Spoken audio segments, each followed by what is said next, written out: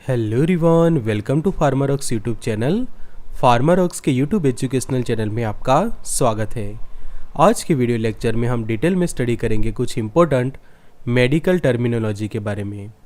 मतलब कि ऐसे मेडिकल टर्म्स कि जो अलग अलग तरीके से यूज़ किए जाते हैं, तो वो हम सीखेंगे ये वीडियो लेक्चर में और जानेंगे उनके मीनिंग्स के बारे में और सीखेंगे उनका डिटेल एक्सप्लेनेशन। तो expert lecture by Amar sir, Assistant Professor and Founder of Pharmarox। Thank you for being one lake family of Pharmarox। Updated रहिए फार्मा नॉलेज के साथ, एक्सेस करिए study material, test series and video lecture on app Pharmarox। अगर आपके पास Android phone है तो download करिए Pharmarox का एंड्रॉयड एप्लीकेशन। अगर आपके पास आईफोन है तो ऐप स्टोर पर से भी उसको डाउनलोड कर सकते हैं। तो सबसे पहले समझिए जो मेडिकल टर्म है वो है मायोकार्डियल इन्फ्रैक्शन। तो मायोकार्डियल इन्फ्रैक्शन का सिंपल मीनिंग बनता है हार्ट अटैक। कि जब किसी पर्सन को हार्ट अटैक आता है तो उसके लिए जो मेडिकल टर्म है दैट इज़ मायोकार्डियल इन्फ्रैक्शन, उसको शॉर्ट में MI भी लिखा जाता है। तो मायोकार्डियल इन्फ्रैक्शन मतलब कि a blockage of blood flow to the heart muscles.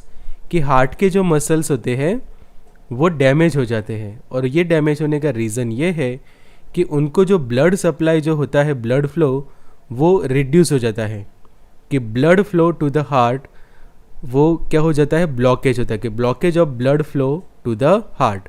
अगर समझें कि किसी भी हमारे बॉडी के जो ऑर्गन्स हैं उनके प्रॉपर फंक्शंस के लिए, उनके हेल्दीनेस के लिए ज़रूरी है अच्छे से ब्लड सप्लाई।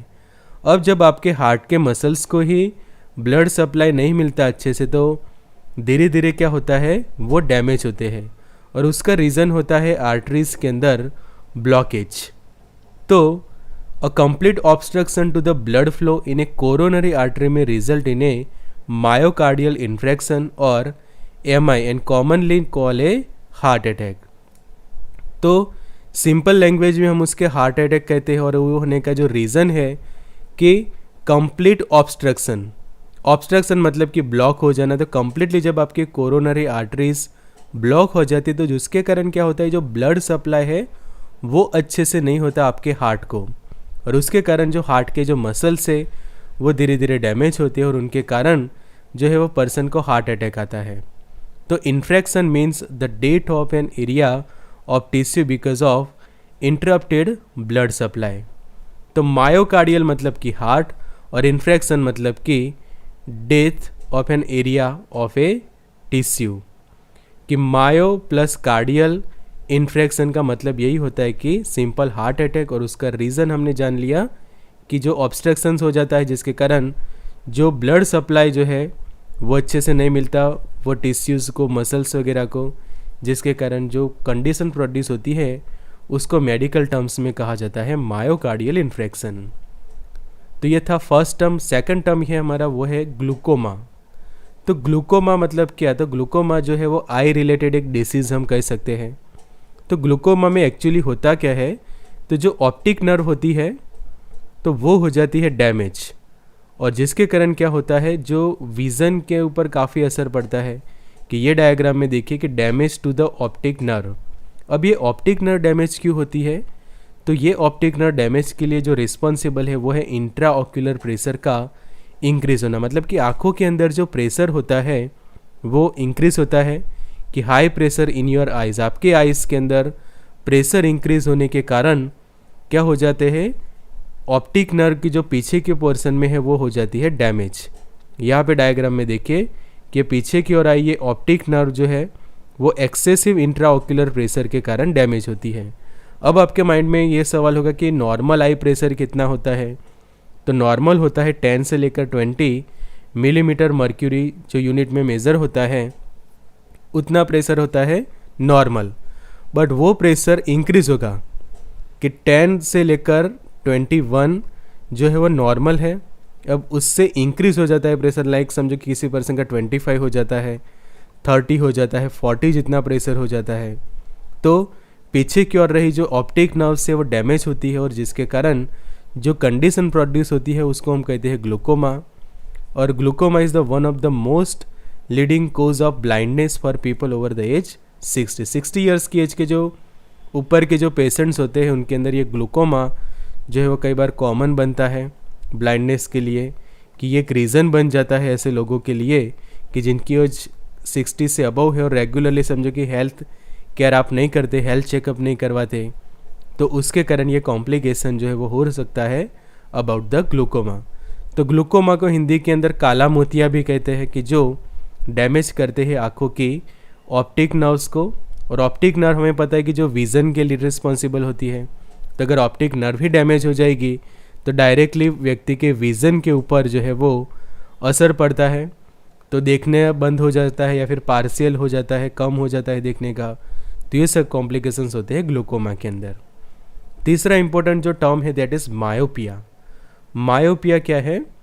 तो मायोपिया मतलब कि सिंपल हम देखें तो मायोपिया के अंदर व्यक्ति को नज़दीक का जो है वो क्लियर दिखता है, नियर जो साइट है that is A clear, but जब उसको दूर का देखना है तो वो उसको ब्लर दिखेगा। ये देखिए कि नियर जो साइट है आपकी that is A clear, but जब आपको दूर का देखना है तो वो आपको क्लियर नहीं दिखता। तो नियर साइटेडनेस जिसको कहा जाता है is a common vision condition in which you can see the objects near to you clearly but objects further away are blurry। मतलब कि जो दूर है आपसे ऑब्जेक्ट्स वो आपको ब्लर दिखते हैं और नज़दीक का जो है वो काफ़ी क्लियर दिखता है। तो it occurs when the shape of your eye cause light rays to blend incorrectly and focusing image in front of your retina instead of on your retina. मतलब कि यूजुअली जो नॉर्मल विज़न होती है उसमें ये देखो लाइट कहाँ पे फोकस हो रही है, लेंस के थ्रू डायरेक्टली रेटिना के ऊपर, ये वाली जगह पे। जबकि मायोपिया में क्या हुआ है, रेटिना के ऊपर ये लाइट पड़ने की जगह ये आगे की ओर पड़ रही है। तो मायोपिक विज़न में क्या हो रहा है कि रेटिना के ऊपर अच्छे से जो फोकस होना चाहिए, focusing images in front of retina, but यहाँ पे क्या हो रहा है, इंस्टेड ऑफ योर रेटिना उसके आगे की ओर यहाँ पे इमेजेस जो है वो क्या हो रहा, फोकस हो रहे हैं। और ये कंडीशन को मेडिकल टर्म्स में कहते हैं मायोपिया, कि नज़दीक का आपको क्लियर दिखता है बट दूर का जो है वो ब्लर दिखता है। और उसका रीज़न कि ये इमेजेस का जो फोकसिंग है वो ये रेटिना के ऊपर करने की जगह जो है वो काफ़ी आगे होता है। एक और टर्म है that is A leukaemia. Leukaemia मतलब कि ब्लड कैंसर। सिंपल जो ब्लड रिलेटेड जो सेल्स होते हैं आरबीसी, डब्ल्यूबीसी, प्लेटलेट्स, उनके अंदर जो डैमेज होता है, कैंसरस नॉर्मल सेल जो कैंसरस फॉर्म में कन्वर्ट हो जाते हैं, तो वो है कैंसर। बट जब आपके ब्लड सेल कैंसरस सेल में कन्वर्ट होते हैं तो वो जो कैंसर का टाइप है उसको कहा जाता है ल्यूकेमिया। तो leukaemia is a cancer which start in blood forming tissue usually in the bone marrow. तो ये कैंसर जो है वो बोन मैरो के अंदर सबसे पहले स्टार्ट होता है और धीरे धीरे जो प्रोडक्शन हाउस है, जो हम कहते हैं कि ब्लड सेल्स का प्रोडक्शन कहाँ पे होता है, तो बोन मैरो में होता है, कि चाहे वो वाइट ब्लड सेल है, प्लेटलेट्स है या फिर आरबीसी। तो ब्लड फॉर्मिंग टिश्यू को ही जब कैंसर होता है तो वो जो नए सेल प्रोड्यूस करेंगे वो भी कैंसरस सेल ही होंगे। तो it leads to the overproduction of abnormal white blood cell, the part of the immune system which defend the body against the infection। अब यहाँ पे क्या होता है कि जो ब्लड सेल्स और उसमें भी जो वाइट ब्लड सेल है वो हमें पता है कि इम्यूनिटी हमें देते हैं, और वो ही एबनॉर्मल प्रोड्यूस होंगे तो ऑटोमेटिकली पर्सन की जो इम्यूनिटी के ऊपर फ़र्क पड़ेगा। तो ये था ल्यूकेमिया। सिंपली उसको आप समझ सकते हैं एज अ ब्लड कैंसर, और नॉर्मल जो ब्लड सेल्स होते हैं वो कैंसरस ब्लड सेल के अंदर कन्वर्ट होते हैं। तो ये पॉइंट आप याद रख सकते हैं कि नॉर्मल जो ब्लड सेल है वो कन्वर्ट हो जाते हैं कैंसरस सेल के अंदर, कैंसरस सेल, और जिसके कारण उनको जो है हम कैंसरस ब्लड सेल्स कह सकते हैं या फिर ब्लड कैंसर्स की कंडीशन कह सकते हैं, बिकॉज यहाँ पे जो कैंसरस सेल में कौन कन्वर्ट होता है, तो हमारे यूजुअली ब्लड सेल्स। अब दूसरा एक इम्पोर्टेंट टर्म है दैट इज़ हाइपरटेंशन। तो कई बार ये टर्म हम सुनते हैं कि हाइपरटेंशन हुआ है या फिर HPT, ऐसा भी कई जगह पे आप देख सकते हैं हाइपरटेंशन। तो व्हाट इज़ हाइपरटेंशन? तो हाइपरटेंशन मतलब कि हाई ब्लड प्रेशर, कि जो हमें पता है कि In a medical terms, problem of high blood pressure is called hypertension. It is also known as a high blood pressure. HBPB उसको कहा जाता है. तो सबसे पहले हाइपरटेंशन की डेफिनेशन को समझने से पहले आपको पता होना चाहिए कि नॉर्मल ब्लड प्रेशर कितना है. तो नॉर्मल ब्लड प्रेशर यहाँ पे देखो ये चार्ट के अंदर कि यूजुअली 120 सिस्टोलिक को कंसिडर किया जाता है और डायस्टोलिक जो है वो समझो कि हम कंसिडर करते हैं 80. तो 120 80 जितना या फिर उससे थोड़ा नीचे जितना ब्लड प्रेशर है तो that is called a normal blood pressure. तो ये नॉर्मल ब्लड प्रेशर 120 80 कहते हैं. बट उससे समझो कि हाई होता है कि लाइक देखो ग्रीन कलर का जो पोर्शन है वहाँ तक पर्सन का जो ब्लड प्रेशर है हम नॉर्मल कह सकते हैं. बिकॉज कि लो ब्लड प्रेशर की डेफिनेशन ये है कि लो ब्लड प्रेशर को 90 या फिर 60 उससे कम कहा जाता है. कि सिस्टोलिक प्रेशर जो है वो आपका 90 है और डायस्टोलिक प्रेशर जो है वो है 60 और उसका यूनिट रहेगा मर्क्यूरी. मिलीमीटर मर्क्यूरी यूनिट के अंदर ये प्रेशर मेज़र किया जाता है. तो लो ब्लड प्रेशर 90 से 60 रहता है. तो और नॉर्मल जो है कंप्लीट परफेक्ट दैट इज़ 120 80. अब 60 से 80 के बीच में हम मॉडरेट कह सकते हैं एज वेल एज 120 से 90 के बीच में भी मॉडरेट कंडीशन कही जाएगी. बट जब किसी का ब्लड प्रेशर इंक्रीज होता है 120 से ऊपर जाता है तो यहाँ पे देखो प्री हाइपरटेंशन की कंडीशन का चार्ट कि सिस्टोलिक प्रेशर 120 से इंक्रीज होके 140 तक पहुँचता है तो दैट इज़ प्री हाइपरटेंशन.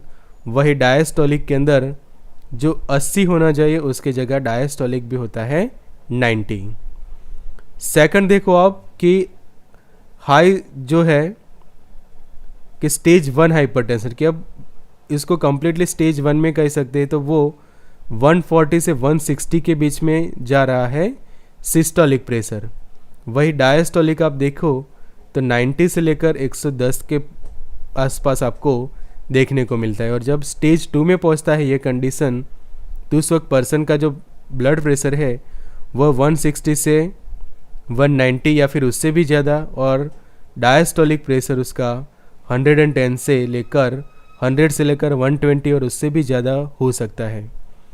तो it is a long term medical condition which the blood pressure in the arteries is persistently elevated and increase the blood pressure to normal to high. कि normal जो 120 80 कहते हैं तो उससे काफ़ी जो high होता है blood pressure that means A hypertension. तो यहाँ पे एक पॉइंट के ऊपर आपको खास जो हाईलाइट करना ज़रूरी है that is A pressure in the arteries. कि ब्लड प्रेशर के अंदर कौन सा प्रेशर मेज़र किया जाता है तो that is A pressure in artery. और नॉर्मल वैल्यू आपको पता हो तो ही आप ये टर्म को अच्छे से जो है वो डिफाइन कर सकते हैं, इसका अच्छे से एक्सप्लेन कर सकते हैं. नेक्स्ट टर्म है that is A arthritis. Arthritis मतलब कि जॉइंट इन्फ्लेमेशन. कि जैसे रूमेटॉइड आर्थराइटिस का आपने नाम सुना होगा तो ये जो नी जॉइंट है आपका वहाँ पे जो इन्फ्लेमेशन होता है दैट इज़ ए आर्थराइटिस. तो arthritis is the swelling and tenderness of the one और मोर ऑफ योर जॉइंट. एक या एक से ज़्यादा जॉइंट्स के का जो स्वेलिंग होता है टेंडरनेस होता है that is called a arthritis. And the main symptom of arthritis are pain and stiffness which typically worsen with age. कि जब आपको वॉकिंग करना है, एक्टिविटी कोई रूटीन करने तो उस वक्त आपको काफ़ी पेन होता है आपके ये जॉइंट्स के अंदर. और वहाँ का उसमें भी जो साइनोवियल्स जॉइंट्स होते हैं यूजुअली कि ये वाला जॉइंट है तो यहाँ पे आप देखो कि जो रेडनेस वाला जो पोर्शन है वो सब वहाँ पे इन्फ्लेमेशन हुआ है एंड बोन भी काफ़ी डैमेज हुए आपको देखने को मिल सकते हैं. तो the most common type of arthritis are osteoarthritis and rheumatoid arthritis. तो सबसे ज़्यादा लोगों को ऑस्टियोआर्थराइटिस होते हैं और दूसरा रूमेटॉइड आर्थराइटिस. तो ये दो खास याद रखिए एग्जाम्पल उसके. और जॉइंट पेन खास याद रखिए कि joint inflammation, joint stiffness and joint pain कि वहाँ पे काफ़ी जो आपके जोड़ अकड़ जाते हैं जो हम कहते हैं कि जोड़ों का दर्द जो हम कहते हैं तो दैट इज़ ए आर्थराइटिस. फिर बात आती है ये टर्म की कि what is anatomy and what is physiology. तो anatomy is the branch of biology concern with the study of the structure of organism and their parts. अब आप देखो कि जब भी कोई एनाटॉमिकल स्टडी होती है, एनाटॉमी, तो कोई भी ऑर्गन या फिर ऑर्गन सिस्टम है तो उसका आप क्या स्टडी करते हैं डिटेल में, उसके स्ट्रक्चर को। कि जब कोई भी स्ट्रक्चर लाइक किडनी, तो किडनी की आप डिटेल में एनाटॉमिकल स्टडी करेंगे तो उसके स्ट्रक्चर के अंदर कौन से अलग अलग पार्ट्स है वो आप स्टडी करेंगे। समझो कि आइज़ की एनाटॉमी स्टडी करते हैं तो आप स्टडी करेंगे कि उसके अलग अलग पार्ट्स कौन से हैं। जैसे कि आइज़ के अंदर आप देखते हैं कुल रेटिना का पोर्शन आता है, लेंस का पोर्शन आता है, आइरिस है, स्क्लेरा का पोर्शन है। तो वो जो अलग अलग उसके स्ट्रक्चर की आप डिटेल स्टडी कहते हैं, दैट मीन्स है इट्स एनाटॉमी। उसी तरह से कोई भी ब्रेन का आप स्टडी करते हैं डिटेल में कि ब्रेन के अलग अलग कितने पार्ट्स होते हैं, वो पार्ट्स कहाँ पे लोकेटेड है, तो दैट इज़ ए एनाटॉमी। तो एनाटॉमी जो यूजुअली हम कहते हैं it is a branch of biology. Biology का एक ब्रांच है कि जहाँ पे किसी भी ऑर्गेनिज्म की आप डिटेल एनाटॉमिकल स्टडी करते हैं, उसके स्ट्रक्चर स्टडी करते हैं और कौन से अलग अलग पार्ट्स है उसके अंदर। So anatomy is the branch of natural science which deals with the structural organization of a living thing. कि लिविंग थिंग कैसा, हमको इंटेस्टाइनल का स्ट्रक्चर कैसा है, स्केलेटन का स्ट्रक्चर कैसा है, किडनीज, लीवर, आर्टरीज, मसल्स, कोई भी हार्ट देख लो, लंग्स है, स्प्लीन है, बोन मैरो है, स्टमक है, किसी भी बॉडी पार्ट जो है वो आपके या फिर इंटरनल ऑर्गन से कोई बॉडी सिस्टम है उसकी डिटेल स्टडी करते हैं, उसके स्ट्रक्चरल ऑर्गेनाइजेशन की, उसको हम कहेंगे एनाटॉमी। और फिजियोलॉजी मतलब कि हाउ दैट ऑर्गन्स और organ system work and their function in the body and how they work, किस तरह से वो काम करते हैं और उनका फंक्शन क्या है। कि लाइक आइज है तो उनका फिजियोलॉजी क्या हुई, तो their physiology that is a vision, कि वो हमें विज़न प्रोवाइड करती है। हम आइज़ की जो एनाटॉमिकल स्ट्रक्चर है उसके कारण हम जो वो देख पाते हैं, विज़न मिलती है, तो दैट इज़ ए फिजियोलॉजी। उसी तरह से लीवर है तो मेटाबॉलिज्म का काम करता है, हार्ट है तो वो नेचुरल पंप है, वो पंप करता है ब्लड को अच्छे से। तो इस तरह से एनाटॉमी एंड फिजियोलॉजी के जो टर्म्स है वो आप समझ सकते हैं। फिर जो important term that is A cataract. Cataract को हम हिंदी में मोतियाबिंद कहते हैं, कि जो मोतियाबिंद डेवलप होता है आपके आइज़ के अंदर और उसमें भी अफेक्ट करता है लेंस को। तो cataract is a cloudy area in the lens of the eye that leads to decrease in vision. अब हमें पता है कि जो लेंस है वो नॉर्मल पर्सन्स के अंदर कम्प्लीटली क्लियर होता है, कि कोई भी डिस्टर्बेंस वहाँ पे नहीं होता। कि ये वाला समझो कि साइड से हम देखें तो ये नॉर्मल लेंस है, अब यही लेंस के अंदर समझो कि कोई क्लाउडी मटेरियल जो है वो फील हो जाता है, कि लाइक ये जो लेंस है उसके अंदर ऐसा कोई मटेरियल जो है वो फील हो जाता है। तो पहले कंप्लीट वो ट्रांसपेरेंट था, अब उसके अंदर ये मटेरियल फील होने के कारण उसकी ट्रांसपेरेंसी जो है वो चली जाती है, जिसके कारण आप डायग्राम में देखिए नॉर्मल में लेंस जो ट्रांसपेरेंट था जिसके कारण आप जो है वो प्रॉपर ब्लैक पोर्शन वहाँ पे देख सकते हो। जबकि वहीं पे जब कैटरैक्ट होता है तो मिल्की वाइट जैसा सब्सटेंस वहाँ पे जमा होने के कारण क्लाउडी एरिया वहाँ पे आपको देखने को मिलता है। तो ये वाले डायग्राम में देखो आइज़ विथ कैटरैक्ट, तो ये जो पूरा पोर्शन है ये वाला, कि जो आपको कैसा दिख रहा है, क्लाउडी। तो क्लाउडी होने के कारण क्या होता है कि डायरेक्टली विजन जो है वो आपकी डिक्रीज हो जाती है, कि जो क्लियर नहीं दिखता पर्सन को। And cataract often develop slowly and can affect the one और बोथ आई। पहले एक आइज़ को वो डैमेज करता है समझो, फिर धीरे धीरे दूसरी आइज़ में भी कैटरैक्ट डेवलप होता है। एंड सिम्टम में include the faded colours, blurry और डबल विज़न। डबल विज़न भी देखने को मिल सकती है, कई बार ब्लर विज़न हो जाती है। फेडेड कलर्स आपको अच्छे से क्लियर नहीं दिखते। हेलोज अराउंड द लाइट के सामने आप देखें तो आपको जैसे हेलोज देखने को मिलेंगे, क्राउन्स देखने को मिलेंगे लाइट के आसपास। ट्रबल विथ ब्राइट लाइट, काफ़ी ब्राइट लाइट के अंदर आपको देखने में ट्रबल होगी। And trouble in seeing at night, even रात को भी आपको देखने में काफ़ी डिफ़िकल्टी होती। तो ये हम हमने समझे कुछ इंपॉर्टेंट टर्म्स ये लेक्चर के अंदर, और भी टर्म्स सीखेंगे हम नेक्स्ट लेक्चर के अंदर। सो जो लेक्चर नोट्स आपको फार्मारॉक्स की ऐप ऊपर मिल जाएंगे, कि जो अफोर्डेबल प्राइस के अंदर आपको मिलेगा। तो thank you for watching. Join कर सकते हैं व्हाट्सएप ग्रुप, एक्सेस कर सकते हैं स्टडी मटेरियल को, टेस्ट सीरीज़ को and also the video lecture. So app के लिए आप फार्मारॉक्स ऐप डाउनलोड कर सकते हैं, लिंक आपको डिस्क्रिप्शन बॉक्स के अंदर मिल जाएंगी। Good luck and all the best.